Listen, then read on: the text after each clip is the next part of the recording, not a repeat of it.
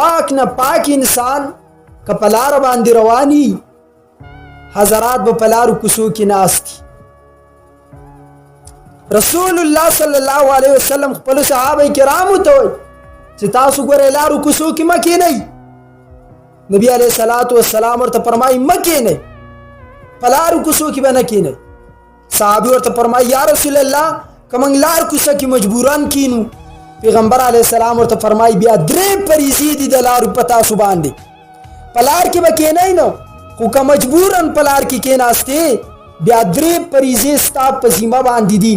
نمبر 1 حق الطریق السلام، د لارې حق په تا باندې دی چې سلام به کې.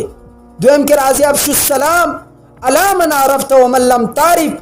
بخاری شریف کی روایت ده سلام عام کوي، که تاسو څوک پیژنئ نه پیژنئ سلام ورته کوئ.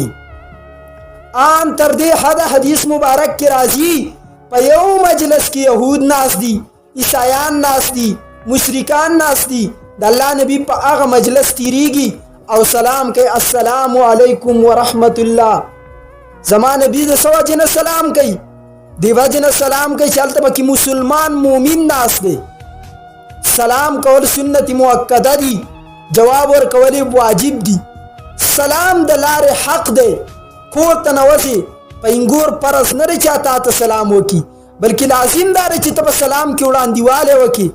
وجه دا ده آپ په کور کې ناسته او حدیث مبارکو کې راځي چې کور ته نوتونکی به سلام کوي. نو که خواخي که انګوري دا به سلام کوي چې نوځي. خو بهرحال زمونږ عام روټین کې ډېر اشیا چې دي هغه بدعت دی. بدعت موږ پکې ککړ یو. تاسو ګورئ ابوذر رضی الله تعالی عنہ ډېر عظیم ترین صحابي دی د رسول اقدس علیه الصلاة والسلام. چا به چې بنګله جوړوله تا قبر یې کړلی ته به ټول بر دنیا کې اوسېږي. چا به چې زکات ورکو د شپې به یې په کور کې سمال پرېښودو ده به ورته ویل نه نه نه نه دا زکات نه دی. ته څنګه صحابي د نبي علیه السلام ته زکات ورکې په کور کې اشیا پرې. د ابوذر 2 خبرې ما حیرانوي. یو دا چې د عبدالله بن عمر کور ته نه و د هغه که واده دی پردی اچېله واپس ترې راوتو.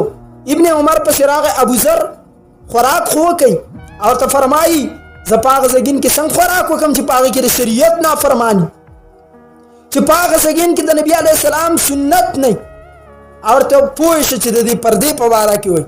نو ورته وایي چې ابوسره دا به زنانه واچېلي. ابوذر ورته وایي ابن عمره که دا بل یو صحابي ما به ویلي چې خیر دی. د ابن عمر په کور کې زنانه داسې کار کوي. دویم کله چې بیا امیر معاویه مدینې ته راولېږه هلته خلک تنګول.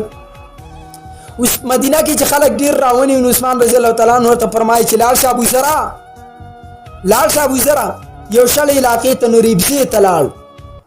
هلته پې مرګ راغی په حضرت ابوذر باندې. ابوذر رضی الله تعالی عنه باندې مرګ راغی. یو ورڅه خپله بیبي ده، یو ورڅه لور ده. ورته فرمایي زما جنازې له به څه کسان راځي. نو دغلته د اسخې ولاړ دی، زما سره یو اسخې دی، د اسخې حلال کې او بس په هغې باندې وخورئ چې چا زما جنازه وکړه. لورې وزي لار ته پام کوي چې څوک راشي. ربزه شل ځای دی، د حج ورځې هم روانې دي کمې دي. پخوا نه به حج ته خلک 3 میاشتې مخکې وتلو، 4 5 د ځای مطابق خبره به وه. دا یو شارټکټ لار و په دې ربزه د عراق نه، نو خلک به پرې راتلو. نو په دې شارټکټ لار باندې وخت دومره کم دی چې لورې وایي اوس به څه کوو، یو ځای ما یو مې مور ده بابا جان وفات کېږي، د دې سبا اخر کوسو. په دغه دوران کې چې کله ابوذر رضی الله تعالی عنه د مرګ وخت رانږدې شه لور ته یې وویل سخی به پوخ کوي، زما میلمانه چې چا زما جنازه وکړه په هغې به یې وخورئ اور ما به دلته ښخ کوئ، پروا مه کوئ. ابوذر رضی الله تعالی عنه په ښی اړخ باندې سملاستو. د لرې نه غبار خیجي افراد را روان دي. دی لورې ورته لوپټه وواله. هغه لښکر رانږدې شه 10-12 کسان دي راورسېدو. په هغې کې فقیه الامه عبدالله بن مسعود مشر دی، د هغه شاګردان او افراد ورسره دي.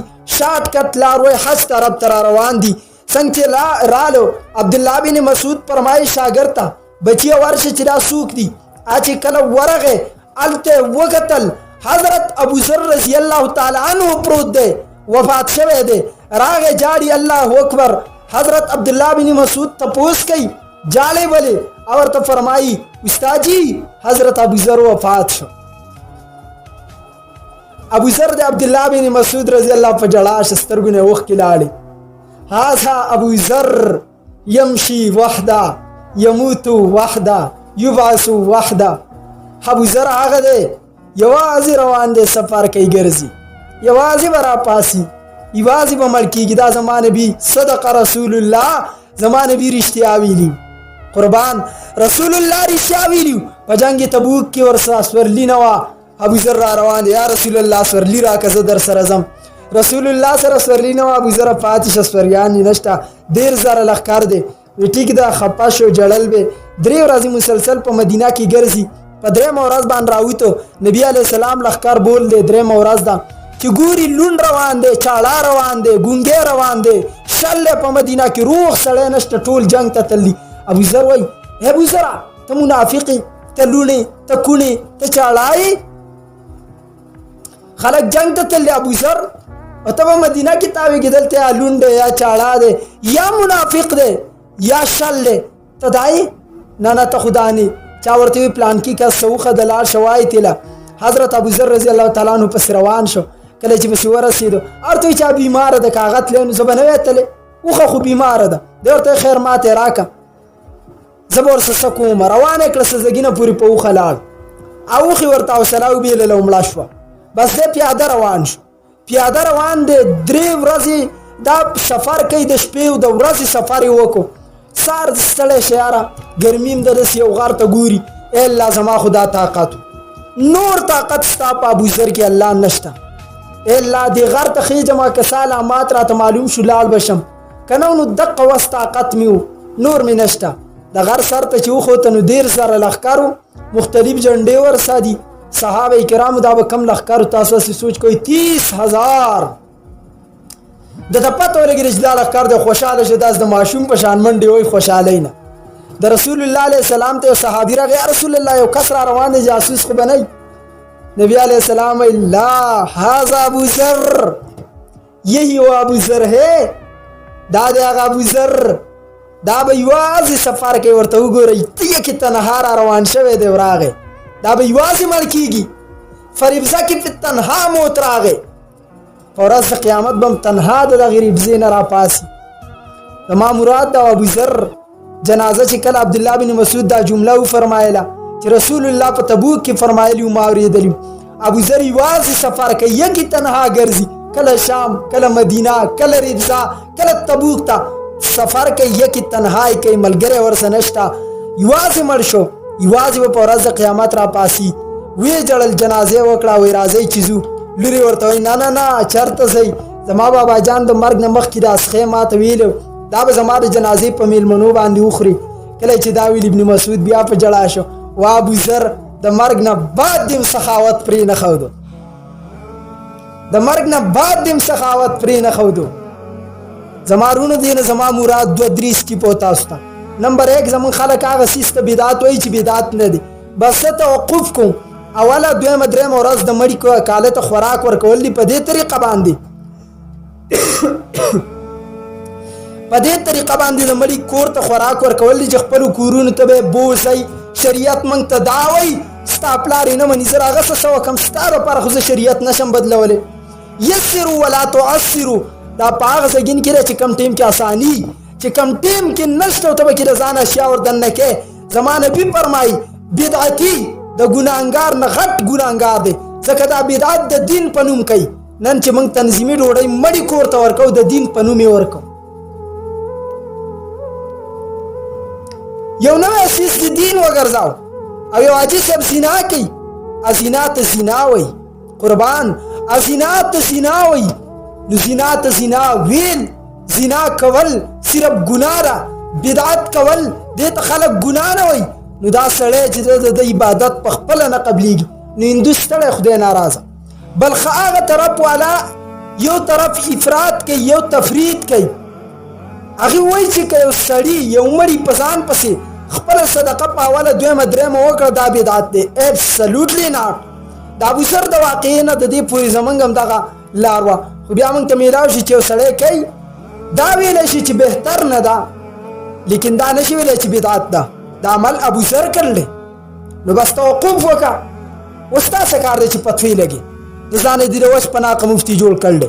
دویم طرف ته ابو ذر چې یوه پرده لګېدله دا صحابي په کور کې او د ابو ذر په ذهن کې د تقوا خلاف ده. حضرت ابو ذر غفاري هغه طعام نه خوري د هغه وادو. نن به پکې اجلاګان ګډ کي او حاجي صاحب به وایي مولیانو تنګ نظري شروع کړله. نه ده تنګ نظري، حاجي صاحب لور خور ښځه راوباسه کور ته ساجد دی د روډ په غاړه سملی که موږ څه ویل موږ ګناهګار یا خو سمر رامیتوب شروع کو یا سم مسلمان شه. نو چې کوم څیز بدعت نه دی خلک ورته بدعت وایي او چې کوم بدعت دی خلک ورته بدعت نه وایي. لہذا په دې باندې ذهن راایښول پکار دي. بل دا د بعضې ځایونو کې خلک مقبرې نه ورانوي. نو قبرونه ورانول لا په شریعت کې روا او جایز دي چې هدیره کله ځای ونیسي. سعودي عرب کې به تاسو لیدلي. عذاب قبر په موضوع باندې زما مکمل خبرې موجودې دي، بیا به هم انشاءالله وکړو تفصیل غواړي. چې کوم سړی وایي چې عذاب قبر په دې دنیایي قبر کې نشته، حاجي صاحب د جګړې ضرورت هم ورسه نشته، ورته ووایې ور بشي خبر بشي هلته برابر بشي، جګړه ورسه ولیکې. یو ماته وایي د قرآن په تلاوت اجر نشته، مال بالکل پې نشته. ته مه کوه زه ستاسو په نیکۍ کې حسد کوم، ته مه کوه زه به یې کوم، اجر پې نشته ته مه کوه. ولې ورته وایي دې خلکو ته اړو چې وینې دا کوم چې دا تلاوت دا اجر نه مني، دا قرآن په ترجمه هم نه مني، معنی هم نه مني. معنی خلک په پښتو کې ولیکه یو ګپ ته جوړ که بس چې څوک وایي چې عذاب قبر نشته یا په تلاوت اجر نشته ورته وایي نه پېشته مې کوه، ته ځان له کوه پیدا ځان له قرآن نه اوچته که چې ده ته پته ولګي ستا زندګي به په ارامي او به دلی. ته خو پاګل یې چې جګړې ورسه کړي. زما زه په لاس کې هم دی یو سړی وایي زه نه خورم او زه ور په زور په خوله کې ور منډم، دا خبره ده چې نه خورې مې خوره زه به یې ځان له وخورم.